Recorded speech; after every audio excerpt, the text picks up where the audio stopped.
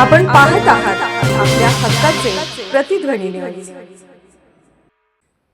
मिरजेत दुचाकी चोरट्यांचा पर्दाफाश. दुचाकी चोरी करणाऱ्या दोघांना पोलिसांनी अटक केली असून त्यांच्याकडून तब्बल 2,40,000 रुपयांच्या 4 दुचाकी जप्त करण्यात आल्या आहेत.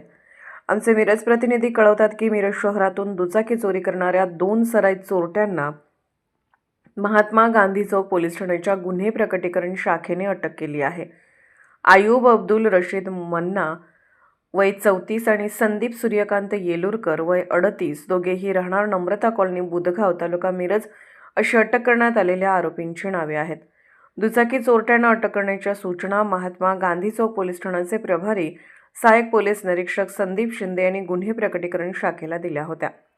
दरम्यान कोल्हापूर रोड परिसरातील एका मंगल कार्यालयाजवळ चोरीच्या दुचाकी विक्रीसाठी 2 तरुण येणार असल्याची माहिती पोलिसांना खबऱ्याद्वारे मिळाली.